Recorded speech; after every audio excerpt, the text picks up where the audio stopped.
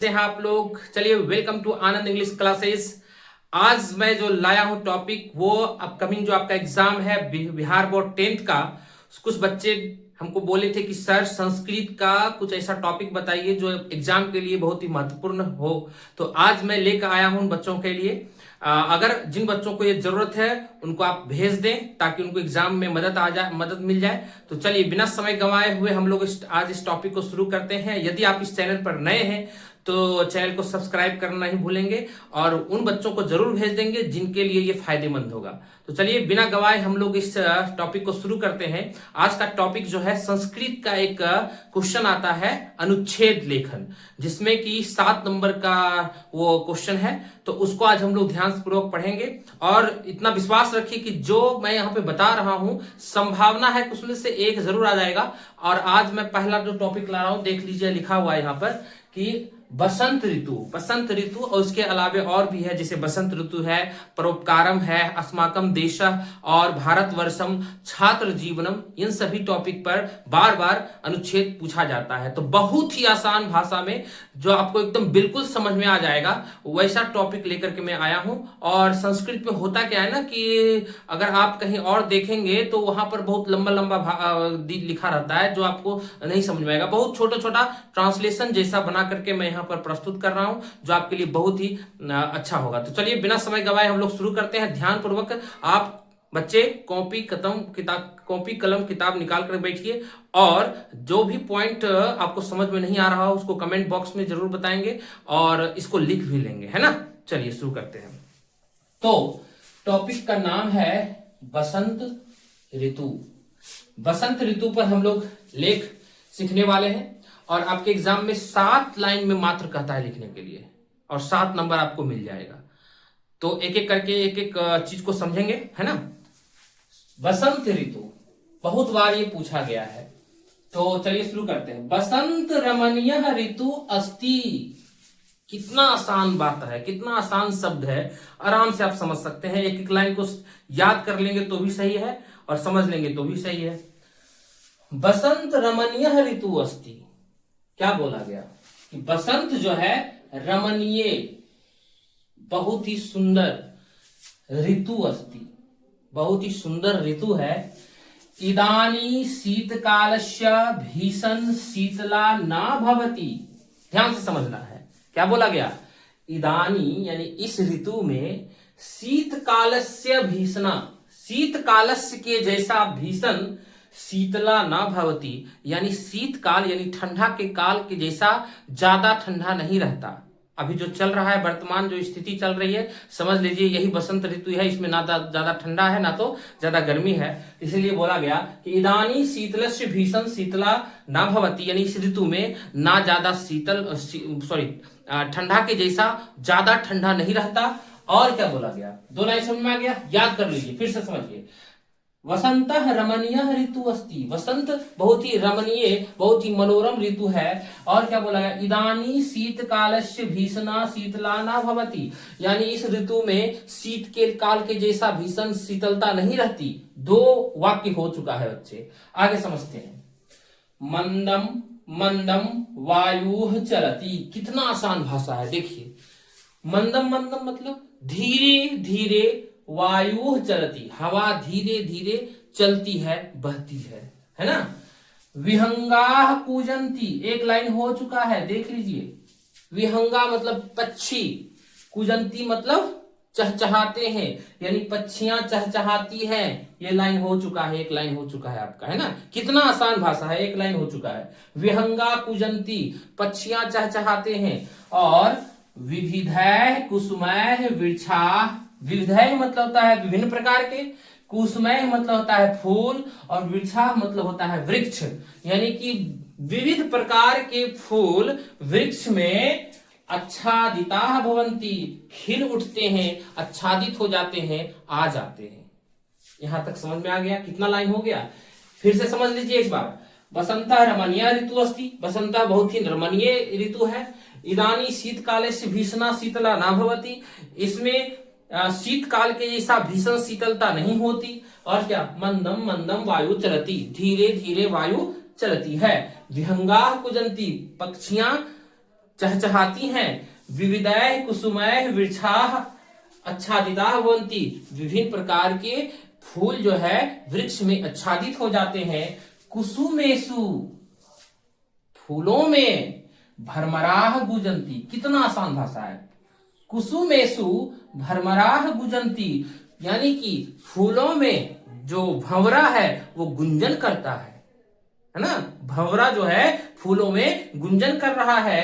कृषिका यानी किसान लोग, प्रसन्ना दृश्यन्ते, किसान लोग भी प्रसन्न दिखते हैं। क्यों दिखते हैं प्रसन्न? यही वो मौसम है जिसमें बहुत सारे वो खेत में अन्न लगाते हैं, बहुत सारे अन्न जो है अभी कट के जमा होता है। तो कृष्णा प्रसन्ना भवन दृश्यन्ते, और क्या, कोकिला मधुरम गायन्ति। एकदम आसान भाषा है, सिंपल सा आप समझ सकते हैं। कोकिला यानी कोयल, मधुरम मतलब मधुर, गायन्ति यानी गाते हैं, यानी कोकिला मधुरम गायन्ति, कोयल जो है मधुर गीत गाती है।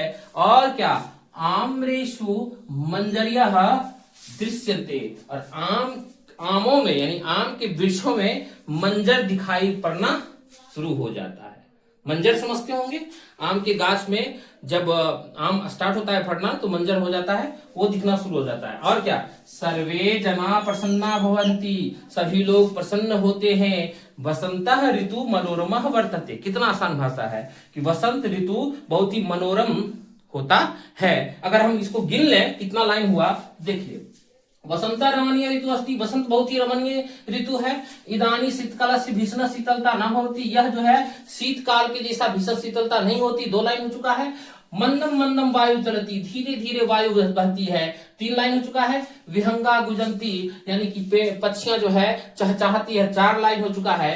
विविधय कुसुमैः वृक्षाः आच्छादिता भवन्ति, विविध प्रकार के फूल जो है वृक्षों में आ जाते हैं, 5 लाइन हो चुका है। कुसुमेषु भ्रमराः गुंजन्ति, यानी फूलों में भंवरा जो है गूंजते हैं, गुनगुनाते हैं, 6 लाइन हो चुका है। कृषिका प्रसन्नाः दृश्यन्ति, कि किसान लोग प्रसन्न दिखते हैं, 7 लाइन हो चुका है। कोकिला मधुरम गायन्ति, यानी कोयल जो है बहुत ही मधुर गीत गाती है, कितना लाइन हो चुका, 7 लाइन। अम्रेषु मर्जयम दृश्यन्ते, आमों में मंजर दिखाई दे पड़ना शुरू हो जाता है, 8 लाइन। सर्वे जना प्रसन्ना भवन्ति, वसंत ऋतु मनोरमा वर्तते, यानी कि 7, 8, 9 लाइन तक आप लिख सकते हैं। एक आध लाइन कम हो जाए, हो सकता है इतना मैंने 9 लाइन लिखा दिया, इसमें से एक आध लाइन अगर भूल जाए तो भी कोई दिक्कत नहीं है बच्चे। अगर वीडियो पसंद आया तो जरूर लाइक करेंगे, कमेंट जरूर करेंगे, चैनल को सब्सक्राइब कर लेंगे, अपने जरूरत लोगों को भेज देंगे, जिन बच्चों को ये जरूरत है जरूर भेज देंगे, है ना। और फिर इसके बाद का मैं विकल्प बताने वाला हूं, उसको देख लेंगे आप, है ना।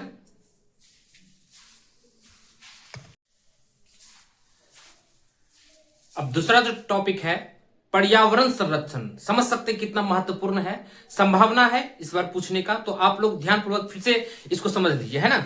तो क्या लिखा हुआ है, पर्यावरण संरक्षण, है ना। इसका मतलब क्या हुआ, पर्यावरण का संरक्षण। आज के दौर में अगर सबसे महत्वपूर्ण टॉपिक किसी भी एग्जाम में आ रहा है ना, तो ये पर्यावरण से रिलेटेड है। तो मुझे लगता है कि आपके लिए बहुत ही महत्वपूर्ण होगा। एक एक लाइन को ध्यानपूर्वक समझेंगे, सीखेंगे। चलिए नेक्स्ट है, अस्माकं परितः विद्यमानः आवरणम पर्यावरणम इति कथ्यते। समझिए, अस्माकं परितः, हमारे चारों ओर, यहां तक क्लियर।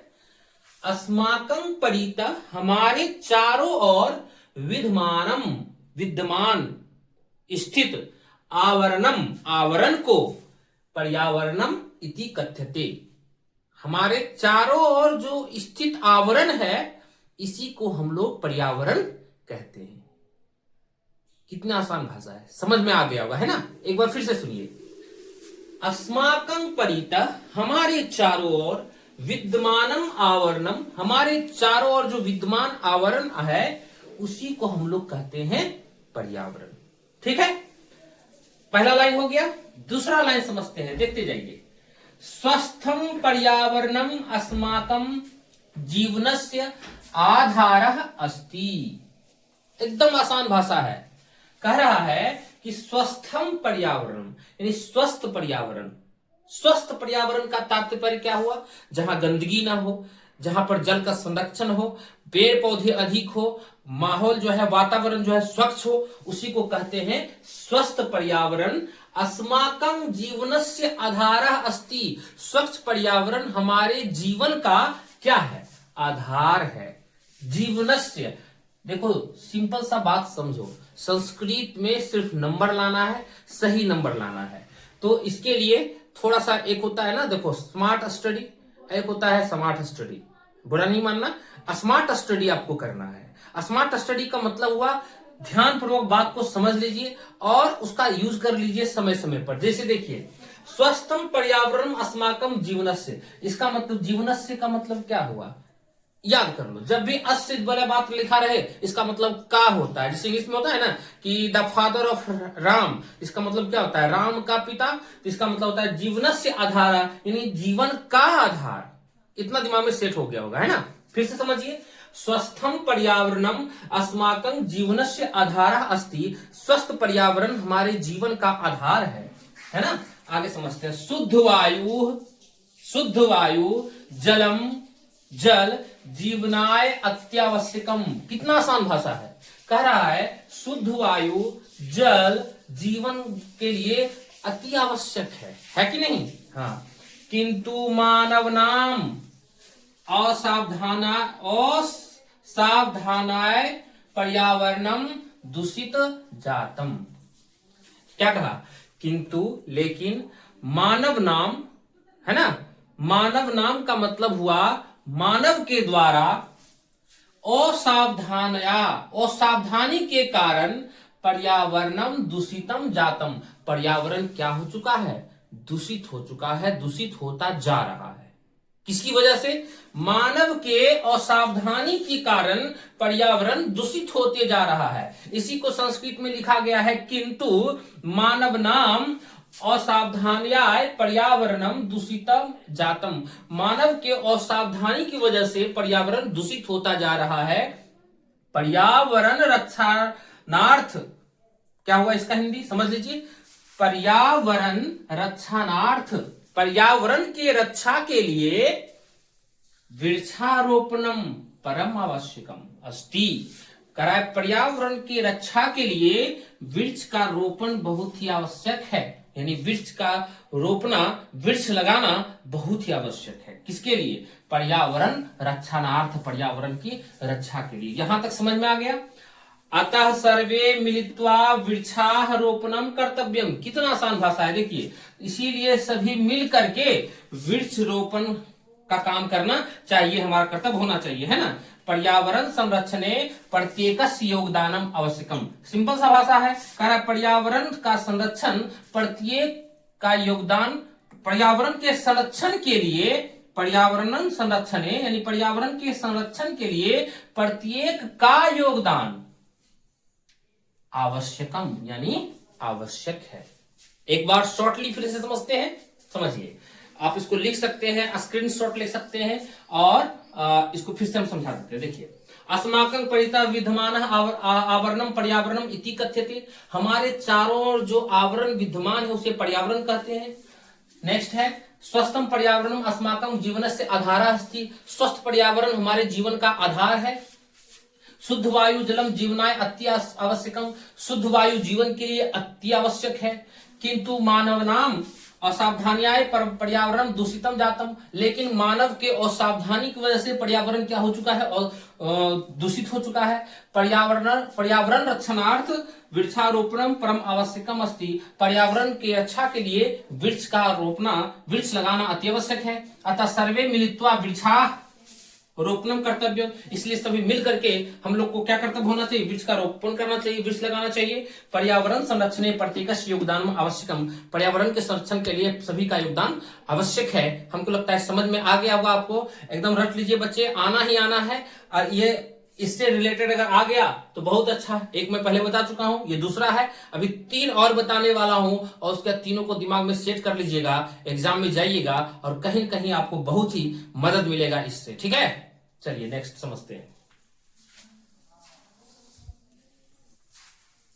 देखिए, ये एक और महत्वपूर्ण आ गया है आपके सामने, एक निबंध जो संस्कृत का भाषा का महत्व है। समझ सकते हैं। इसके बारे में भी बहुत बार एग्जाम में पूछा गया है। चलिए इसके बारे में समझते हैं। लिखा हुआ है संस्कृत भाषा का महत्व, है ना। क्या लिखा हुआ है? संस्कृत भाषा अस्माकं देशस्य प्राचीनतमा भाषा अस्ति। एक एक बात को समझेंगे। कह रहा है संस्कृत भाषा अस्माकं देशस्य, कह रहा है संस्कृत भाषा हमारे देश का प्राचीनतमा भाषा अस्ति, प्राचीन भाषा है। संस्कृत भाषा हमारे देश का प्राचीन भाषा है। प्राचीन काले यानी प्राचीन काल में सर्वे भारतीय, सभी भारतीय संस्कृत भाषाया व्यवहारम कुर्वन्ति स्म। कह रहा है कि प्राचीन काल में सभी भारतीय लोग संस्कृत भाषा में ही व्यवहार करते थे, यानी आपस में संस्कृत भाषा में ही बातचीत करते थे। संस्कृत भाषा भारत राष्ट्रस्य एकतायाः आधारः अस्ति। एकदम ही आसान भाषा ये भी है बच्चे। कह रहा है संस्कृत भाषा भारत राष्ट्रस्य एकतायाः आधारः अस्ति। संस्कृत भाषा भारतीय राष्ट्र की एकता का आधार है। संस्कृत भाषा देव भाषा अस्ति, है ना। संस्कृत भाषा देव भाषा भी है, देवताओं की भाषा है। सर्वे प्राचीन ग्रंथा, जितने भी प्राचीन ग्रंथ हैं, जैसे मान लीजिए जितने भी उपनिषद लिखे गए हैं, जितने भी आपके 4 जो वेद हैं, उन सभी को संस्कृत भाषा में ही लिखा गया है। सर्वे प्राचीन भाषा संस्कृत भाषायामेव सन्ति। जितने भी प्राचीन ग्रंथ हैं वो संस्कृत भाषा में ही है।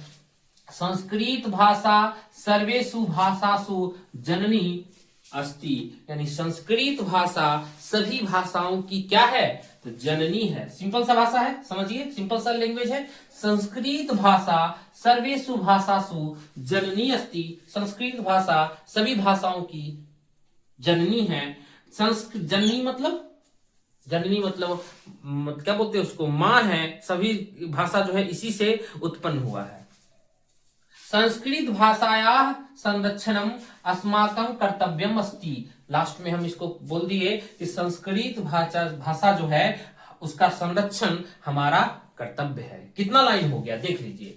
संस्कृत भाषा अस्माकं देशस्य प्राचीनतम भाषा अस्ति। संस्कृत भाषा हमारे देश की प्राचीन भाषा है, एक लाइन हो गया।